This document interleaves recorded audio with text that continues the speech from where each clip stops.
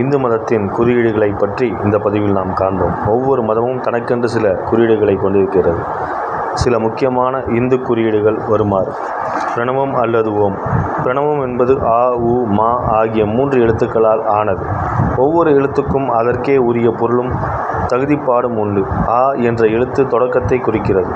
உ என்ற எழுத்து முன்னேற்றத்தை குறிக்கிறது. மா என்ற எழுத்து எல்லையை அல்லது சிதைவை குறிக்கிறது. ஆகவே ஓம் என்ற சொல் படைத்தல், காத்தல், அழித்தல் ஆகிய 3க்கும் காரணமான ஓர் ஆற்றலை, அதாவது கடவுளை குறிக்கும் குறியீடாக அமைகின்றது. திருநீறு அல்லது விபூதி. உடம்பில் நெற்றியிலும், கைகளிலும், தோள்களிலும், நெஞ்சிலும், வயிற்றிலும் 3 கிடைமட்ட கோடுகளாக விபூதி பூசப்படுகிறது. சிவனின் 3 தன்மைகள், ஓம் என்ற சொல்லின் 3 அசைகள், 3 வேதங்கள், 3 குணங்கள் ஆகியவற்றை சுட்டிக்காட்டும் குறியீடாக இந்த முப்பட்டை விபூதி கோடுகள் அமைகின்றன எனலாம். விபூதி பூசிக் கொள்வோனை தூய்மையாக்கும் இயல்புடையது என்று நம்பப்படுகிறது. ஊர்த்தவ புன்றம். ஊர்த்தவ புன்றம் என்ற சொல்லுக்கு மேல் நோக்கி இட்டு கொள்ளப்படும் சமய சின்னம் என்று பொருள். பொது வழக்கில் இது நாமம் என்று வழங்கப்படுகிறது.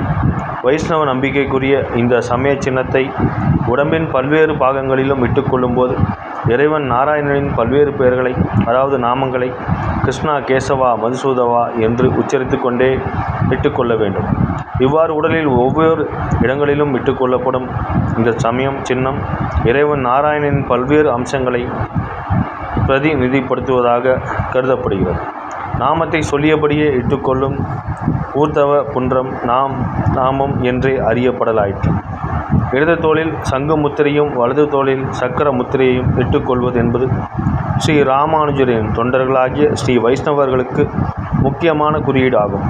3 கோடுகளால் ஆன நாமத்தின் 2 வெள்ளை நிற ஓரக்கோடுகளும் இடை, பிங்களை ஆகிய 2 நாடிகளை குறிப்பதாகவும், சிவப்பு அல்லது மஞ்சள் நிறத்தில் இடப்படும் நடுக்கோடு சுழிமுனை என்ற நாடியை குறிப்பதாகவும் கருதப்படுகிறது. இந்த 3ம் யோகத்தின் வழியாக ஆன்மீக முன்னேற்றத்திற்கு வழிவகுப்பவை.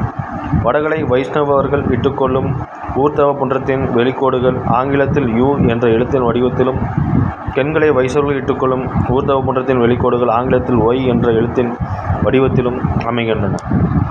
இந்த வடிவத்துக்கு நடுவில் ஒரு நடுக்கோடு இடப்படுகிறது. வெளிக்கோடுகள் இடுவதற்கு வெள்ளை அல்லது மஞ்சள் களிமண் பயன்படுத்தப்படுகிறது. மஞ்சள் பொடி அல்லது சிவப்பு நிறத்திலான ஸ்ரீ சூர்ணப்பொடி நடுக்கோடு இடுவதற்கு பயன்படுத்தப்படுகிறது. ருத்ராட்சம். இந்து மதத்தில் ருத்ராட்சம் கொட்டைகள் மிகவும் முக்கியமானதாகவும் புனிதமானதாகவும் கருதப்படுகின்றன. ருத்ராட்சம் என்ற சொல்லுக்கு ருத்ரனின், சிவனின் கண் என்று பொருள். இது உலகை அழிப்பதற்கு கடவுள் பயன்படுத்தும் 3வது கண்ணை குறிக்கும். ருத்ராட்ச கொட்டையில் நெற்றிக்கண்ணை குறிப்பது போல் ஒரு அடையாளம் இருப்பது கவனித்து பார்த்தால் தெரியும்.